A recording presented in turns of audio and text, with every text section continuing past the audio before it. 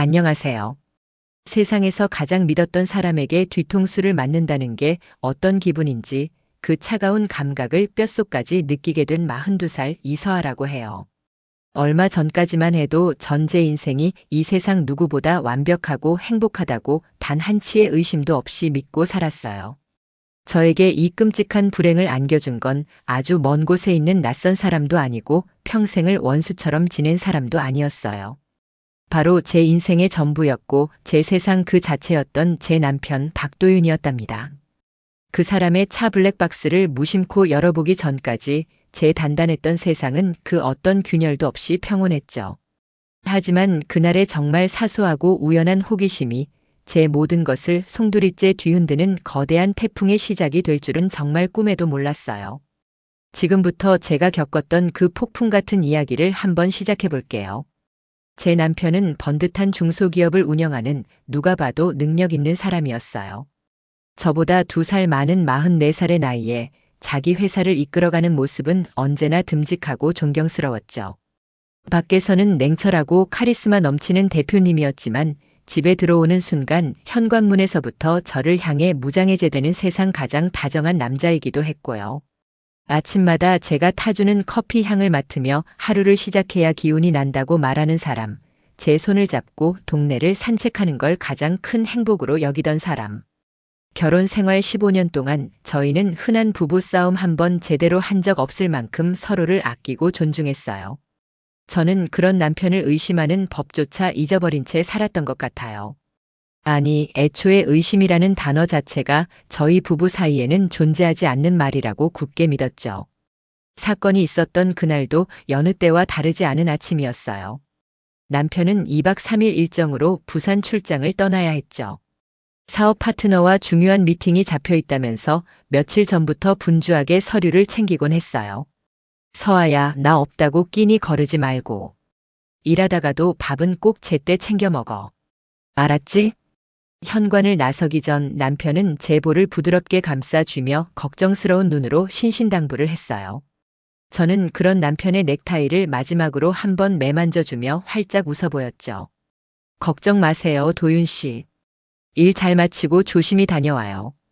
다녀오면 맛있는 저녁 해놓고 기다리고 있을게요. 그래, 우리 서아 믿는다. 사랑해. 짧은 입맞춤을 끝으로 남편은 캐리어를 끌고 집을 나섰어요. 띠리릭 도어록이 잠기는 소리가 들리고 나서야 저는 거실 소파에 털썩 주저앉았죠. 프리랜서 번역가로 일하는 저는 대부분의 시간을 집에서 보내요. 그래서인지 남편이 출장이라도 가는 날이면 평소보다 집이 2배는 더 넓고 적막하게 느껴지곤 했어요. 텅 빈 공간에 혼자 남겨진 기분이랄까요. 그래도 어쩌겠어요. 각자의 자리에서 열심히 살다가 다시 만나면 더 반가운 법이니까요. 저는 애써 허전한 마음을 다독이며 노트북을 켜고 밀린 번역 일에 집중하기 시작했어요. 그렇게 한참을 일에 몰두하고 있는데 문득 남편이 집을 나서기 전에 했던 말이 떠올랐어요. 장거리 출장이라 피곤할 것 같아서 이번에는 KTX를 타고 가기로 했다면서 차는 지하주차장에 그대로 두고 간다고 했거든요. 그러고 보니 어제 세차까지 깨끗하게 마친 남편의 검은색 세단이 지하 2층, 우리 집 지정석에 얌전히 서 있을 모습이 눈앞에 그려졌죠. 그 순간이었어요. 정말 아무런 이유도 특별한 계기도 없었어요. 그냥 갑자기, 아주 갑자기 그런 생각이 머리를 스치고 지나갔어요. 남편 차 블랙박스는 잘 작동하고 있나?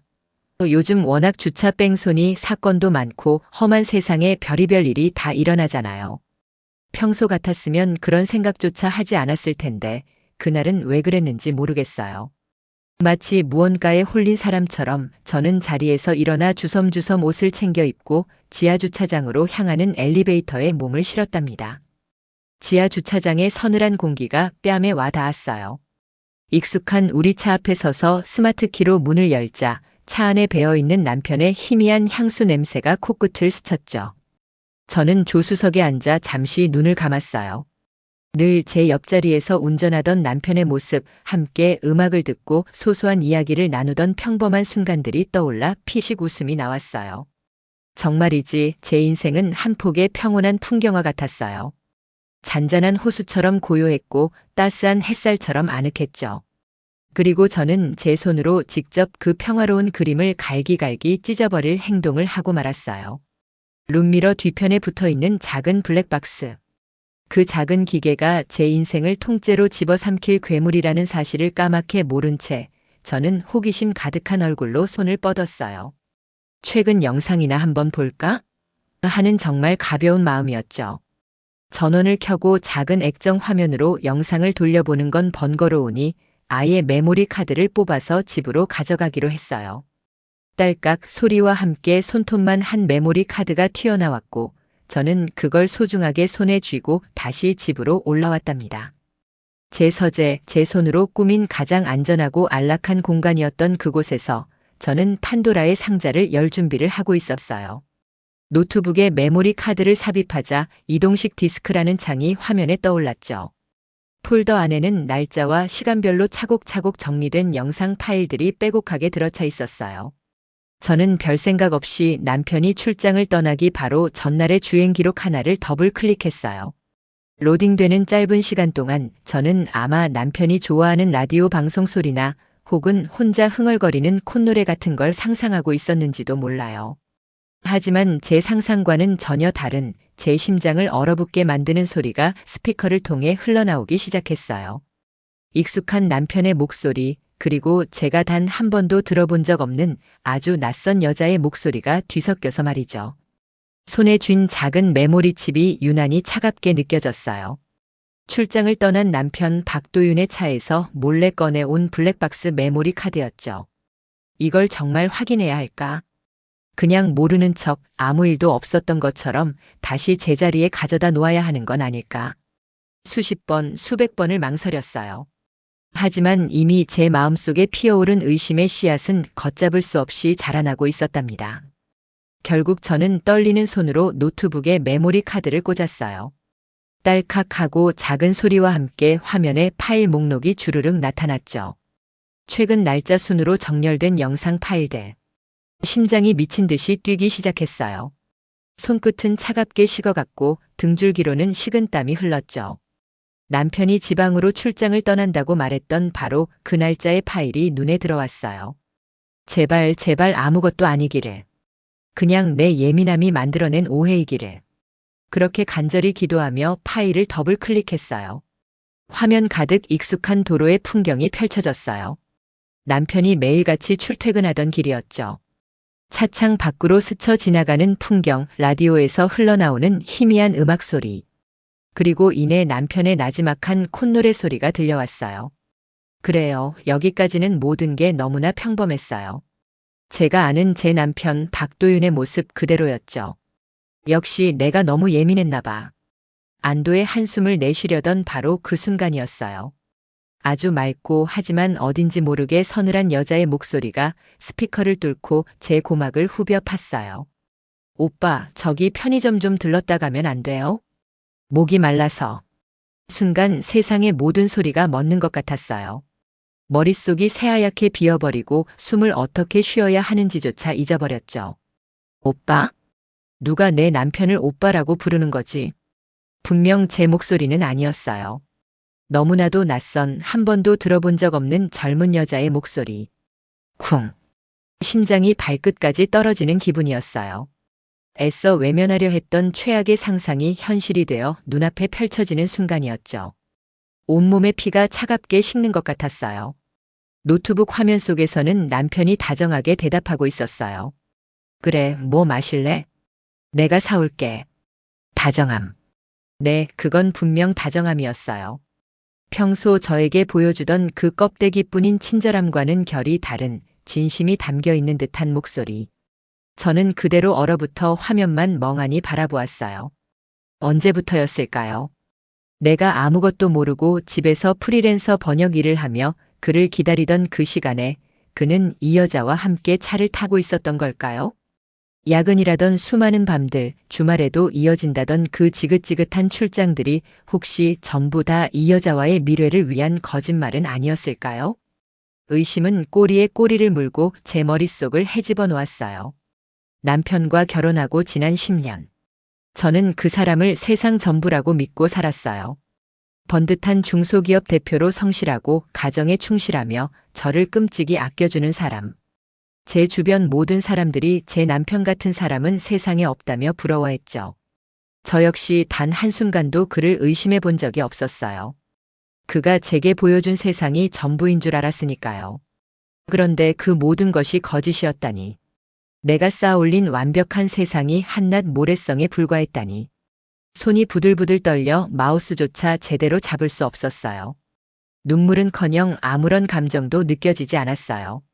그저 머릿속이 텅 빈 채 블랙박스에서 흘러나오는 두 사람의 대화만 귀에 박혀 들어왔죠. 여자는 뭐가 그리 즐거운지 연신 까르르 웃어댔고 남편은 그런 여자의 농담에 낮은 웃음으로 화답했어요. 제가 지난 몇 년간 들어본 적 없는 정말 행복해 보이는 남편의 웃음소리였어요. 역시 바람이었구나. 그 지독한 단어가 제 머릿속을 맴돌았어요. 흔해 빠진 드라마 속 불륜 이야기가 내 인생이 될 줄은 꿈에도 몰랐는데 배신감에 심장이 조각조각 부서지는 것 같았어요. 하지만 이건 시작에 불과했답니다. 낯선 여자의 존재보다 더 끔찍한 진실이 그 대화 속에 숨어 있을 줄은 이때의 저는 상상조차 하지 못했으니까요. 내 완벽했던 세상은 그렇게 한순간에 무너져 내리고 있었어요. 머릿속이 새하얗게 비어버리는 느낌이 이런 걸까요? 심장이 발밑으로 쿵 하고 떨어지는 소리가 귓가에 생생하게 울리는 것 같았어요. 배신감에 몸이 부들부들 떨렸지만 저는 차마 재생 버튼을 멈출 수가 없었어요. 이 지옥 같은 현실을 제 두 눈과 두 귀로 똑똑히 확인해야만 했으니까요. 그래야 이 남자를 제 인생에서 완전히 도려낼 수 있을 테니까요. 그런데 이상했어요. 제 예상과는 전혀 다른 대화가 흘러나오기 시작했거든요.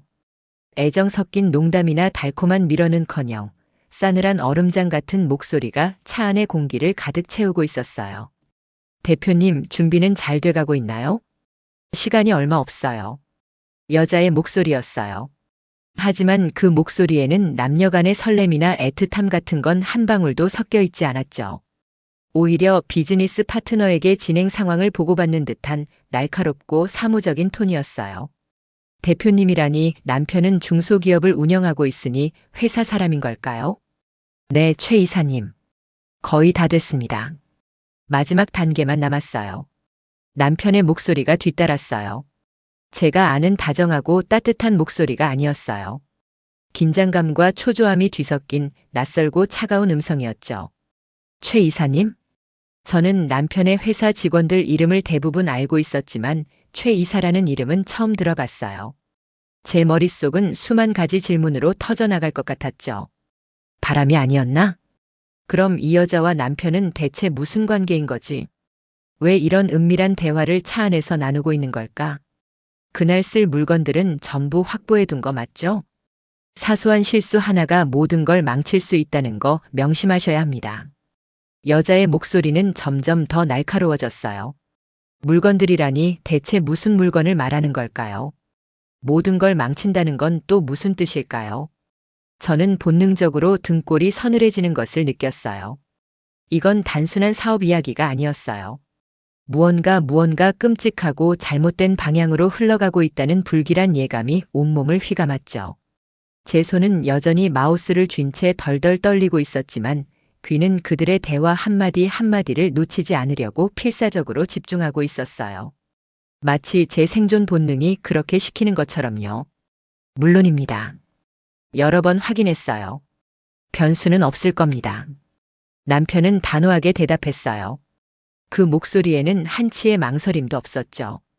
제가 지난 15년간 사랑하고 믿어왔던 그 남자가 맞나 싶을 정도로 냉정하고 결단력 있는 목소리였어요.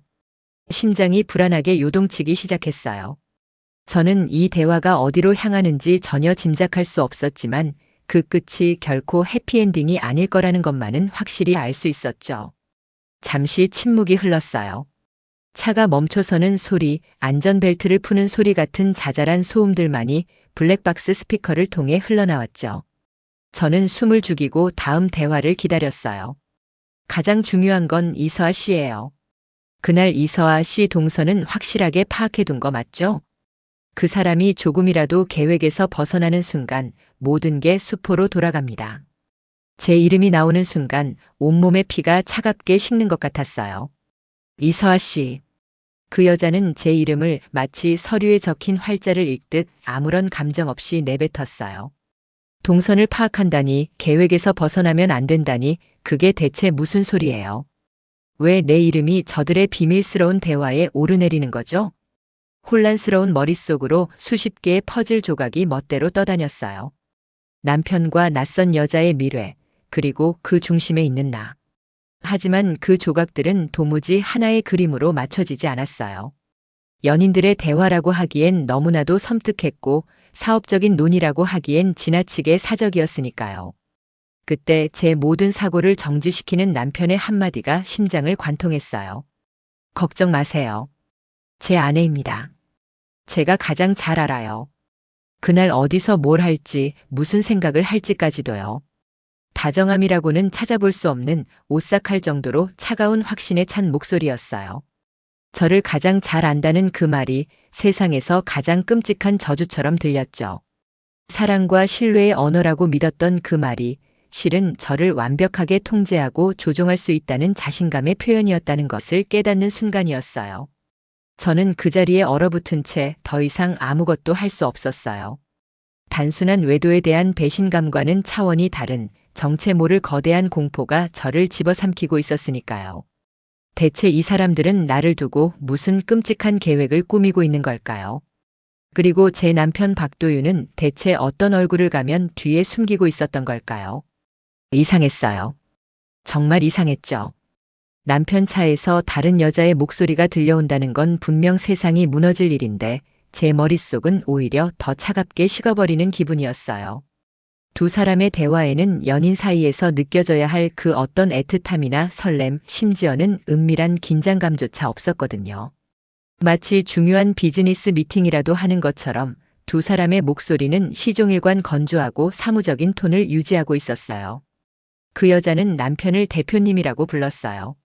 처음에는 회사 직원과 바람이 났나 싶었죠.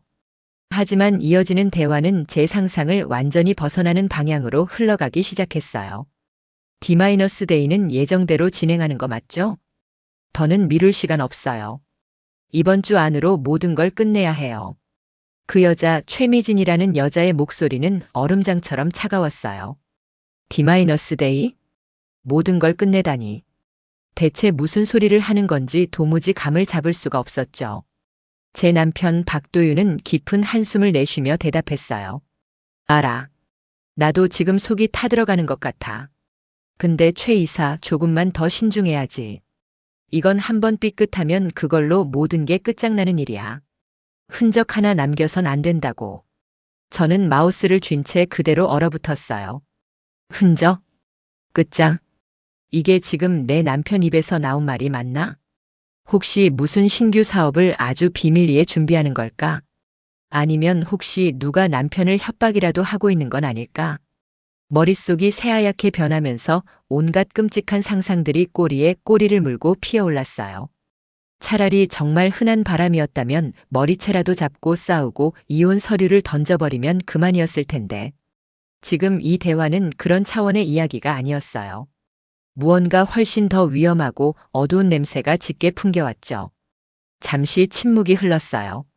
차 안의 공기가 녹음된 파일 넘어 제 방까지 무겁게 짓누르는 것 같았어요. 숨막히는 정적을 깬 건 다시 그 여자 최미진이었어요. 대표님, 정말 이 방법밖에 없는 거예요? 리스크가 너무 커요. 우리가 원하는 만큼 깔끔하게 마무리될 거라는 보장도 없잖아요. 만약에 자금이 예상보다 더 필요하면 어떡하실 건데요? 계획이 조금이라도 틀어지면 우린 그대로 끝이에요. 여자의 목소리에는 날카로운 불안감이 섞여 있었어요. 자금? 계획? 대체 무슨 소리를 하는 걸까? 심장이 미친 듯이 뛰기 시작했어요. 제발 내가 생각하는 그런 끔찍한 일이 아니기를. 속으로 몇 번이나 되뇌었는지 몰라요. 그리고 바로 그 순간 제 모든 기도를 비웃기라도 하듯 세상에서 가장 다정했던 내 남편의 목소리가 제 귀에 비수처럼 날아와 꽂혔어요. 아주 나지막하고 그래서 더 소름 끼치도록 차분한 목소리였죠. 걱정 마. 최 이사.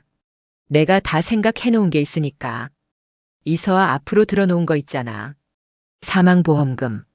그거면 우리 회사 빚 다 갚고 새로 시작하고도 남아. 아주 충분해. 사망보험금. 그 단어가 제 귓속으로 들어오는 순간 세상의 모든 소리가 사라졌어요. 제 숨소리도 미친 듯이 울려대던 심장 소리도 컴퓨터 펜이 돌아가는 소리까지도. 오직 남편의 목소리만이 귓가에 악마의 속삭임처럼 메아리 쳤어요. 이서아 앞으로 들어놓은 사망보험금. 그거면 충분해. 믿을 수가 없었어요. 아니, 믿고 싶지 않았어요. 떨리는 손으로 마우스를 움직여 방금 그 부분을 몇 번이고 다시 재생했어요. 한 번, 두 번, 세 번 들으면 들을수록 제 남편의 목소리는 더욱 선명해졌고 그 안에 담긴 차가운 계산과 확신이 제 온몸의 피를 얼어붙게 만들었어요. 그제야 모든 것이 이해되기 시작했어요. 왜 그토록 대화가 사무적이었는지. 왜 D-데이니, 계획이니, 리스크니 하는 무서운 단어들을 사용했는지. 두 사람은 연인이 아니었어요. 그보다 훨씬 더 끔찍한 관계, 바로 내 목숨을 담보로 한 사업의 공모자였던 거예요. 바람. 외도?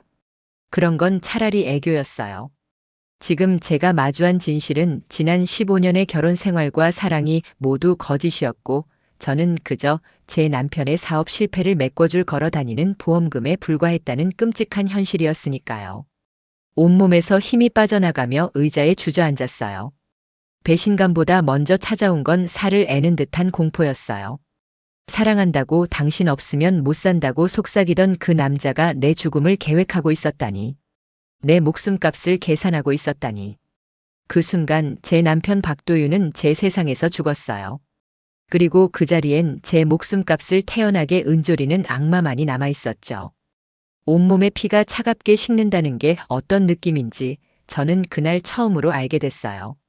심장이 발끝으로 곤두박질 치는 게 아니라 아예 딱딱하게 굳어버려서 더 이상 뛰지 않는 것 같았죠. 귓가에는 여전히 그 사람, 제 남편 박도윤의 목소리가 악몽처럼 맴돌고 있었어요. 그 보험금이면 충분해. 그 한마디가 제 남은 인생을 통째로 집어삼킬 거라는 걸 직감했어요. 블랙박스를 끄고 차에서 내리는데 다리가 후들거려서 주저앉을 뻔했어요. 늘 포근하고 안전하게만 느껴졌던 우리 집, 현관문을 여는 순간부터 공기가 달랐어요. 익숙한 공간의 모든 사물들이 저를 비웃는 것처럼 느껴졌죠. 남편과 함께 고른 소파, 함께 웃으며 걸었던 가족사진, 그가 제 생일 선물로 사준 커피 머신까지. 모든 것이 위선과 거짓으로 쌓아 올린 무대 소품처럼 보이기 시작했어요. 정신을 차려야 했어요. 이대로 주저앉아 울고 있을 시간이 없었어요. 보험금이라는 단어가 제 머릿속을 헤집고 다녔어요. 그건 단순한 의심이 아니었어요. 남편과 그 여자가 나눈 대화는 명백한 증거였으니까요. 하지만 이것만으로는 부족했어요. 저는 더 확실한 무언가가 필요했어요. 그들의 끔찍한 계획을 뒷받침할, 빼도 박도 못할 물증이요. 제 발걸음이 향한 곳은 단 한 곳, 남편의 서재였어요. 결혼하고 10년 동안 단 한 번도 허락 없이는 들어가지 않았던 그 사람만의 공간이었죠. 늘 존경스러웠어요.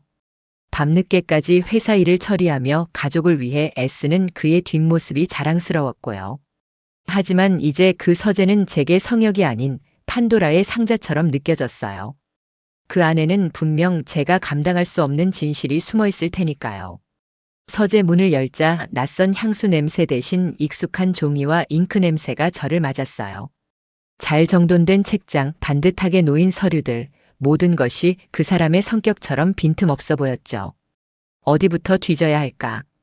심장이 미친 듯이 뛰어서 손끝이 저릿저릿했어요. 혹시라도 그 사람이 출장에서 일찍 돌아오기라도 하면 어쩌나 온갖 불안한 생각들이 머릿속을 스쳐 지나갔어요. 저는 우선 가장 눈에 띄는 책상 서랍부터 열어봤어요. 각종 필기구와 회사 서류들, 그리고 제게 썼던 낡은 연애 편지 몇 통이 들어있었죠. 그 편지들을 보는 순간 울컥하고 눈물이 쏟아질 뻔했어요. 하지만 이를 악물고 참았어요. 지금은 감상에 젖어 있을 때가 아니었으니까요. 잠금 장치가 되어 있는 맨 아래 서랍. 항상 저 서랍만큼은 절대 열어보지 말라고 신신당부했었죠. 저는 망설이지 않고 숨겨둔 비상 열쇠를 찾아 서랍을 열었어요. 안에는 통장 몇 개와 인감도장 같은 중요한 물건들이 들어있었지만 제가 찾는 보험 관련 서류는 보이지 않았어요. 그 사람은 그렇게 허술한 사람이 아니었어요. 분명 더 깊숙한 곳, 아무도 상상하지 못할 곳에 숨겨두었을 거예요. 그때 제 눈에 들어온 것이 있었어요.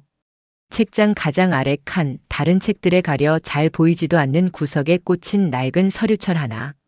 겉표지에는 지난 프로젝트 자료라고 쓰여 있었지만 이상하게도 다른 낡은 서류들과는 달리 먼지 하나 없이 깨끗했죠.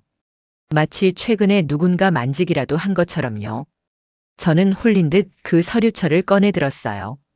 손이 벌벌 떨려서 제대로 넘길 수조차 없었어요.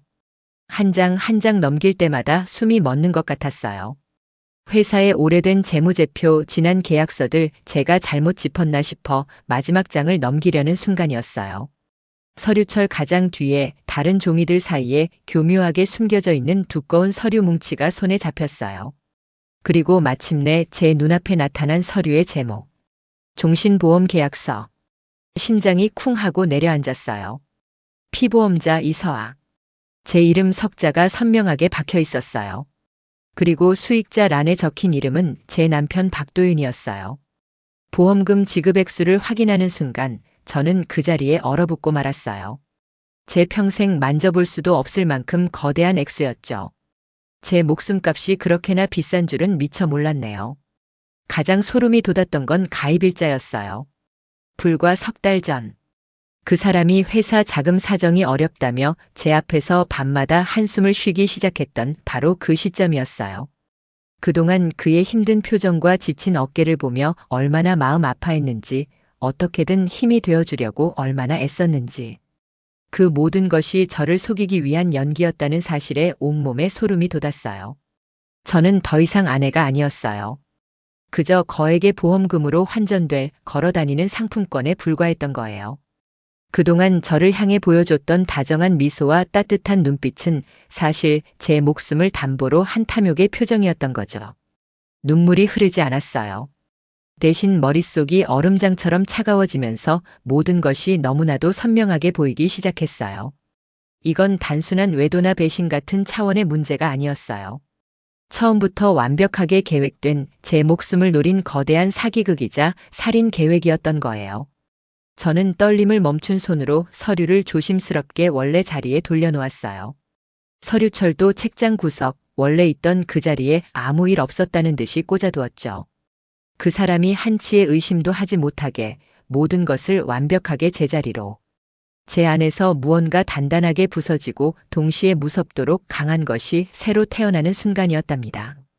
이제 더 이상 순진하고 사랑밖에 모르던 아내 이서아는 없었어요. 그 서류 뭉치를 손에 쥔 채 저는 한동안 그 자리에 얼어붙어 있었어요. 손끝으로 전해져 오는 빳빳한 종이의 감촉이 마치 제 목을 조르는 밧줄처럼 느껴졌달까요. 숨이 턱 막히고 눈앞이 캄캄해지는 기분이었어요. 제 이름 석자와 주민등록번호, 그리고 남편 박도윤의 이름이 보험 수익자라는 칸에 선명하게 적혀 있는 걸 몇 번이고 다시 확인했어요. 마치 다른 세상 이야기인 것처럼 현실감이 없었죠. 머릿속이 하얗게 비어버린 것 같았어요. 아니, 어쩌면 너무 많은 생각들이 한꺼번에 폭풍처럼 휘몰아쳐서 아무 생각도 할 수 없는 상태였을지도 몰라요. 귓가에서는 블랙박스에서 들었던 남편과 최미진, 그 여자의 목소리가 끊임없이 울려 퍼지고 있었어요. 그 보험금이면 충분해. 그 한마디가 이제는 단순한 문장이 아니라 제 목숨에 매겨진 가격표처럼 느껴졌어요. 대체 얼마일까? 제 목숨값은. 그게 얼마나 대단한 액수이기에 15년을 함께 살아온 아내를 버리고 그런 끔찍한 계획을 세울 수 있는 걸까요? 저는 비틀거리며 남편의 책상 의자에 주저앉았어요. 차갑고 축축한 땀이 등줄기를 타고 흘러내렸죠. 단순한 바람이 아니었어요. 제가 상상했던 그 어떤 최악의 시나리오보다도 더 지독하고 잔인한 진실이 눈앞에 펼쳐지고 있었어요. 그 여자는 남편의 새로운 사랑이 아니었어요. 두 사람의 대화는 뜨겁기는커녕 얼음장처럼 차가웠잖아요. 연인들의 미러가 아니라 마치 사업상 거래를 하는 파트너들의 대화 같았죠. 그래요. 그 여자 최미진은 남편의 공범이었던 거예요. 모든 게 의문투성이었어요. 대체 왜? 뭐가 부족해서? 우리가 언제부터 이렇게 된 걸까? 능력 있는 중소기업 대표로 누구에게나 다정하고 가정적인 남편으로 알려진 그 사람이었어요. 주변에서는 다들 저를 부러워했죠. 그런 남편을 둔 저는 복받은 여자라고. 저 역시 단 한순간도 그 사실을 의심해 본 적이 없었어요. 그런데 이 모든 게 거짓이었다니. 그가 보여준 모든 다정함과 미소가 저를 속이기 위한 완벽한 연기였다는 걸까요? 혼란스러운 머릿속을 헤집으며 퍼즐 조각을 맞추기 시작했어요. 블랙박스 속 대화, 그리고 이 말도 안 되는 보험 서류. 하지만 가장 중요한 한 조각, 동기라는 조각이 비어 있었어요. 왜 내 목숨을 담보로 이런 짓을 벌여야만 했을까? 그 순간 책상 위에 놓인 남편의 노트북이 눈에 들어왔어요. 평소 부부끼리는 비밀이 없어야 한다며 모든 비밀번호를 공유했던 우리였어요. 그게 얼마나 어리석고 순진한 믿음이었는지 이제야 깨달았지만 지금 이 순간만큼은 그 사실이 다행이라고 생각했어요. 저는 떨리는 손으로 노트북을 열고 익숙하게 비밀번호를 입력했어요. 바탕화면에는 우리 가족 사진이 환하게 웃고 있었어요. 불과 몇 달 전 결혼 기념일을 맞아 떠났던 여행에서 찍은 사진이었죠. 사진 속에서 제 어깨를 감싸 안고 세상 가장 행복한 표정을 짓고 있는 남편의 얼굴을 보니 구역질이 치밀어 올랐어요. 저 미소 뒤에 그런 시커먼 속내를 감추고 있었다니. 저는 애써 사진에서 눈을 돌리고 인터넷 뱅킹이며 개인 이메일, 클라우드 저장소까지 샅샅이 뒤지기 시작했어요. 심장이 미친 듯이 뛰어서 손가락이 자꾸만 키보드 위에서 미끄러졌어요. 제발 아무것도 나오지 않기를. 이 모든 게 제 끔찍한 오해이기를 바라면서도 한편으로는 이 지옥 같은 의심을 끝내줄 결정적인 증거를 찾고 있었죠. 그리고 마침내 남편의 개인 클라우드 가장 깊숙한 폴더 안에서 파일을 발견했어요. 개인 채무정리라는 이름의 엑셀 파일이었어요. 파일을 여는 순간 제 눈을 의심했어요. 화면을 가득 채운 건 상상조차 해본 적 없는 어마어마한 액수의 빈 목록이었어요. 은행 대출은 물론이고 제2금융권, 심지어는 이름만 들어도 섬뜩한 사채업자들의 이름까지 적혀 있었어요. 날짜를 보니 이미 몇 년 전부터 빚은 눈덩이처럼 불어나 회사가 감당할 수 없는 수준에 이른 것 같았어요. 그랬던 거였어요. 밖에서 보던 번듯한 사장님의 모습은 모두 허상이었던 거죠. 그는 이미 벼랑 끝에 몰려 있었고 그 위기를 벗어나기 위한 탈출구로 제 목숨을 선택한 거였어요. 그제야 모든 퍼즐 조각이 섬뜩하게 맞춰지기 시작했어요. 사업 실패로 인한 거액의 빚. 그 빚을 한 번에 청산하고도 남을 제 앞으로 가입된 거액의 종신보험. 그리고 그 보험금을 완벽하게 손에 넣기 위한 치밀한 계획. 블랙박스 속에서 남편과 최미진이 나누던 대화는 바로 그 계획의 일부였던 거예요. 사고는 최대한 자연스러워야 해. 브레이크, 그게 가장 확실하지 않겠어? 증거가 남으면 안 돼. 알리바이도 완벽해야 하고. 그들이 주고받던 차가운 단어들이 제 뇌리에 비수처럼 날아와 박혔어요. 그건 단순한 대화가 아니었어요. 제 이름이 적힌 사망 계획서였던 거죠. 온몸에서 힘이 빠져나가고 차가운 절망감이 저를 집어삼켰어요. 눈물이 흐르는 것조차 잊은 채 저는 한참을 그렇게 멍하니 앉아 있었어요. 내가 사랑했던 남편은 어디로 사라진 걸까? 처음부터 존재하지는 않았던 걸까? 그 밤 저는 제 인생에서 가장 길고 어두운 터널을 홀로 지나고 있었어요. 그리고 그 터널의 끝에서 저는 더 이상 예전의 이서아가 아니었어요. 배신감과 슬픔에 몸부림치던 연약한 아내는 죽고 차가운 분노와 복수심으로 가득 찬 새로운 내가 태어났으니까요. 박도윤, 당신이 내게서 모든 것을 앗아가려 했지만 한 가지는 계산하지 못했을 거야. 당신이 만든 이 지옥에서 내가 당신의 완벽한 악몽이 되어줄 거라는 걸. 현관문 도어록이 해제되는 소리가 들렸어요. 제 인생에서 가장 길고 끔찍했던 며칠이 지나고 드디어 그가 돌아오는 순간이었죠. 심장이 발끝까지 곤두박질 치는 것 같았지만 저는 애써 입꼬리를 끌어올렸어요. 거울에 비친 제 모습은 영락없는 출장 간 남편을 애타게 기다린 다정한 아내의 얼굴이었으니까요. 완벽한 연극을 위한 마지막 분장을 마친 기분이었어요. 여보, 나왔어. 피곤함이 묻어나는 익숙한 목소리. 하지만 이제 그 목소리는 제게 어떤 위안도 주지 못했어요. 오히려 등골을 타고 서늘한 한기가 흘렀죠. 저는 최대한 밝은 목소리로 현관으로 달려나갔어요. 어서 와요, 여보. 출장 힘들었죠? 고생 많았어요. 제 품에 저를 가두듯 안아오는 남편의 팔은 단단했어요. 예전 같았으면 이 넓은 가슴에 얼굴을 묻고 고단했던 하루를 위로받았겠지만 지금 이 포옹은 그저 소름 끼치는 위선일 뿐이었어요. 그 품은 더 이상 제게 안식처가 아니었어요. 오히려 차가운 뱀이 제 몸을 칭칭 감는 듯한 섬뜩한 감각이었죠. 저는 그의 등을 가볍게 토닥이며 역겨움을 애써 삼키고 미소를 지어 보였어요. 피곤할 텐데 얼른 씻고 나와요. 당신 좋아하는 갈비찜 해놨어요. 역시 우리 서아가 최고야. 냄새만 맡아도 피로가 싹 풀리네. 남편은 아무것도 모른다는 얼굴로 제 볼에 짧게 입을 맞추고는 욕실로 향했어요. 그 짧은 입맞춤의 감촉이 마치 불에 데인 것처럼 불쾌하게 느껴졌어요. 저는 주방으로 돌아와 정갈하게 차려진 2인용 식탁을 바라봤어요. 따뜻한 김이 피어오르는 갈비찜, 정성껏 부친 애호박전, 갓 지은 쌀밥. 모든 것이 평소와 똑같았지만 그 안에 담긴 제 마음은 지옥 그 자체였어요. 저는 이 완벽하게 차려진 식탁이 그의 인생을 송두리째 무너뜨릴 마지막 만찬이 될 거라는 걸 알고 있었어요. 샤워를 마친 남편이 편한 옷으로 갈아입고 식탁에 앉았어요. 그는 정말 시장했던지 허겁지겁 밥을 먹기 시작했죠. 저는 그런 그의 모습을 사랑스럽다는 듯 바라보며 조용히 반찬을 집어 그의 밥 위에 올려주었어요. 천천히 먹어요. 체하겠네. 출장 가서 밥은 잘 챙겨 먹었어요? 일이 바빠서 대충 때울 때가 많았지. 역시 집밥이 최고야. 당신 음식 솜씨는 정말 따라갈 사람이 없다니까. 뻔뻔한 거짓말. 저는 속으로 코웃음을 쳤어요. 블랙박스 속에서 그 여자 최미진과 함께 고급 레스토랑을 예약하던 목소리가 아직도 귓가에 생생했거든요. 하지만 저는 태연하게 웃어 보였어요. 지금은 감정을 드러낼 때가 아니었으니까요. 맛있게 먹어주니 고맙네요. 당신이 잘 먹는 모습만 봐도 배불러요. 어느 정도 그의 배가 찼을 무렵 저는 준비해둔 와인을 꺼내 잔을 채웠어요. 분위기를 부드럽게 만드는 데는 술만 한 게 없으니까요. 남편은 기분 좋게 와인잔을 받아들었어요. 완벽한 기회였죠. 저는 마치 대화 도중 문득 생각났다는 듯 아주 자연스럽게 운을 뗐어요. 아, 맞다 여보.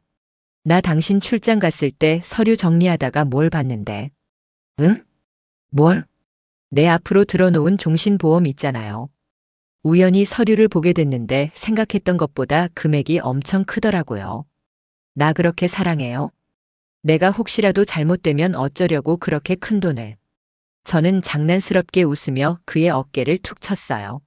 하지만 제 눈은 그의 미세한 표정 변화 하나 놓치지 않기 위해 예리하게 빛나고 있었죠. 아니나 다를까 남편의 젓가락질이 아주 찰나의 순간 멈칫했어요. 그는 금세 표정을 관리하며 와인을 한 모금 마셨지만 그 짧은 정적 속에서 저는 확신했어요. 덫에 걸려들기 시작했다는 걸요. 무슨 그런 섭섭한 소리를 해. 당신은 내 전부인데. 당연히 만약을 대비하는 거지. 당신 없으면 나도 못 살아. 그래도 당신이 남은 인생 편하게 살아야 할 거 아니야. 그가 내뱉는 사랑이라는 단어가 얼마나 역겹게 들리는지 그는 평생 모를 거예요. 저는 애써 서운한 표정을 지으며 말했어요. 그래도 좀 부담스럽네. 우리 요즘 사업도 잘 되고 힘들지도 않은데 그냥 이거 해지할까 봐요. 매달 나가는 보험료도 너무 아깝고. 그 돈 모아서 우리 여행이나 다니는 게 더 좋지 않겠어요? 그 말을 내뱉는 순간이었어요. 남편의 얼굴에서 부드러운 미소가 순식간에 사라졌어요. 그는 정색을 하며 저를 바라봤죠. 이제껏 한 번도 본 적 없는 차갑고 날카로운 눈빛이었어요. 무슨 소리야? 그건 절대 안 돼. 당신 지금 무슨 생각으로 그런 말을 하는 거야? 그의 목소리는 자기도 모르게 높아져 있었어요. 당황한 기색이 역력했죠. 저는 오히려 더 순진무구한 얼굴로 그를 올려다보며 물었어요. 왜 그렇게 놀라요? 그냥 해지할 수도 있는 거잖아요. 우리한테 지금 당장 그 돈이 필요한 것도 아니고. 필요 없어. 사람이 미래는 모르는 거야. 그건 우리 미래를 위한 최소한의 안전장치라고. 당신은 왜 그렇게 생각이 짧아? 안전장치. 제 목숨값으로 마련할 그의 안전장치 말인가요? 치밀어 오르는 분노를 누르며 저는 마지막 결정타를 날렸어요. 아주 해맑게 웃으면서요. 그래요? 최미진 이사님도 그렇게 생각할까요? 그분은 워낙 돈 계산이 철저하시잖아요. 이렇게 큰 돈이 그냥 보험금으로 묶여 있는 걸 알면 사업에 더 보태라고 하지 않을까? 내가 나중에 한번 물어봐야겠다. 그 순간 남편의 얼굴에서 핏기가 사라지는 걸 똑똑히 봤어요. 마치 유령이라도 본 사람처럼 새하얗게 질려버렸죠. 그의 손에 들려있던 와인잔이 위태롭게 흔들렸어요. 그는 저와 최미진 이사 그리고 보험금이라는 세 단어의 조합이 무엇을 의미하는지 본능적으로 알아차린 거예요. 제가 모든 것을 알고 있다는 사실을요. 맛있게 먹던 갈비찜은 싸늘하게 식어갔고 달콤했던 와인은 이제 독처럼 느껴졌어요. 악마는 바로 제 눈앞에 있었던 거예요. 그리고 그 악마의 숨통을 끊어놓는 건 바로 제 손에 달려 있었죠. 그날 아침은 이상하리만치 고요했어요. 밤새 한숨도 자지 못했지만 정신은 오히려 맑았죠. 출장 선물이라며 제가 가장 좋아하는 브랜드의 스카프를 건네던 남편의 위선적인 미소가 눈앞에 어른거렸거든요. 전날 밤 제가 차려준 저녁을 먹으며 아무것도 모른 채 사업 이야기를 늘어놓던 그 사람. 제 목숨값을 계산하며 마셨을 와인이 대체 무슨 맛이었을까요? 아침 식사를 준비하는 제 등 뒤로 남편이 다가와 저를 가만히 끌어안았어요. 예전 같았으면 포근하고 안심되었을 그 품이 이제는 나를 옥죄는 차가운 쇠사슬처럼 느껴졌어요. 서아야, 피곤해 보여. 어제 잠 설쳤어? 그 다정한 목소리, 걱정스러운 눈빛. 소름이 돋을 지경이었어요. 저는 애써 미소를 지으며 돌아섰죠. 아니에요. 당신 무사히 돌아와서 좋아서 그래요. 어서 앉아요. 좋아하는 김치찌개 끓여놨어요. 제 인생 마지막 식사가 될 뻔했던 메뉴를 저는 태연하게 그의 앞에 내려놓았어요. 그는 아무 의심 없이 맛있게 밥을 먹었죠. 밥 한 술을 크게 뜨며 제게 말하더군요. 역시 당신이 해준 밥이 최고야. 당신 없으면 나 어떻게 사나 몰라. 그 말을 듣는 순간 속에서 뜨거운 무언가가 울컥 치밀어 올랐지만 저는 가까스로 참아냈어요. 대신 환하게 웃어주었죠. 곧 그 말을 뼈저리게 후회하게 될 테니까요. 제 손으로 직접 그렇게 만들어줄 작정이었으니까요. 출근 준비를 마친 남편이 현관에서 저를 보며 손을 흔들었어요. 다녀올게. 오늘 저녁에는 외식할까? 당신 좋아하는 초밥 먹으러 가자. 그래요. 조심해서 다녀와요. 저는 세상에서 가장 사랑스러운 아내의 얼굴로 그를 배웅했어요. 현관문이 닫히고 그의 발소리가 멀어지는 순간 제 얼굴에서 미소가 싹 가셨습니다. 이제 모든 준비는 끝났어요. 그가 없는 집안의 정적은 마치 폭풍전야 같았죠. 저는 경찰서에 전화하기 전 마지막으로 제가 모아둔 증거들을 다시 한번 확인했어요. 블랙박스 음성 파일 원본, 남편과 최미진이 주고받은 이메일과 메시지 내역, 제 이름으로 가입된 거액의 보험증서 사본, 그리고 어젯밤 식사 자리에서 그의 자백을 유도하며 몰래 녹음했던 파일까지. 모든 조각들이 박도윤이라는 악마를 가리키고 있었어요. 경찰에 신고하는 제 목소리는 조금도 떨리지 않았어요. 모든 상황을 차분하고 논리적으로 설명했죠. 수화기 너머의 형사님은 제 침착함에 오히려 조금 놀란 눈치였어요. 약속된 시간이 다가올수록 심장이 미친 듯이 뛰었지만 두렵지 않았어요. 이건 복수라기보다는 생존을 위한 싸움이었으니까요. 저녁 시간이 되어 남편이 돌아왔어요. 그는 제게 약속했던 초밥을 사들고 아주 밝은 얼굴로 현관을 들어섰죠. 서아야, 나왔어. 얼른 와서 봐. 당신이 제일 좋아하는 걸로 사왔어. 제가 아무 말 없이 그를 쳐다보자 그는 고개를 갸웃하며 제게 다가왔어요. 왜 그래? 어디 안 좋아? 바로 그 순간이었어요. 초인종이 울렸습니다. 남편은 의아한 표정으로 현관 쪽을 쳐다봤고 저는 아주 천천히 그의 눈을 똑바로 마주하며 입을 열었어요. 당신을 찾아온 손님인가 봐요, 여보. 제가 직접 문을 열자 약속했던 형사님 두 분이 굳은 표정으로 서 있었어요. 그들은 집 안으로 들어서며 곧장 남편에게 다가가 신분증을 보여주었죠. 박도윤 씨 되시죠? 살인 예비 및 보험 사기 혐의로 긴급 체포합니다. 남편의 얼굴이 하얗게 질려갔어요. 손에 들고 있던 초밥 상자가 바닥으로 떨어지며 나뒹굴었죠. 그는 믿을 수 없다는 듯 저와 형사들을 번갈아 쳐다보며 소리쳤어요. 이게 무슨 소리입니까? 지금 사람 잘못 보셨어요. 서아야, 대체 이게 무슨 일이야? 이 사람들더러 당장 나가라고 해. 그는 제게 달려와 팔을 붙잡으려 했지만 형사들이 그의 양팔을 우악스럽게 붙잡아 뒤로 꺾었어요. 차가운 수갑이 그의 손목에 채워지는 소리가 거실에 울려 퍼졌습니다. 그제야 모든 상황을 파악했는지 그의 눈이 분노와 배신감으로 이글거리며 저를 향했어요. 이서아, 너, 내가 그런 거야? 내가 어떻게 나한테 이럴 수가 있어? 저는 바닥에 나뒹구는 초밥을 가만히 내려다보다가 천천히 고개를 들어 그의 눈을 마주 봤어요.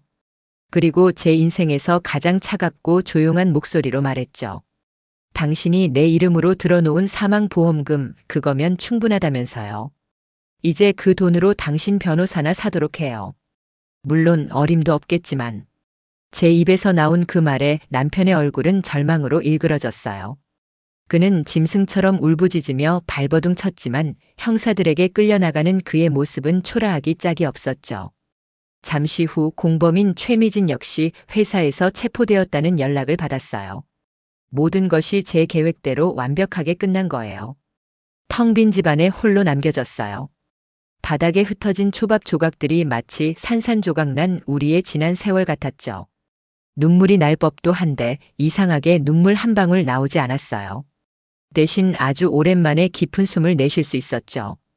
저는 더 이상 누군가의 아내도 희생자도 아니었어요. 그저 제 자신 이서아로 다시 태어난 겁니다.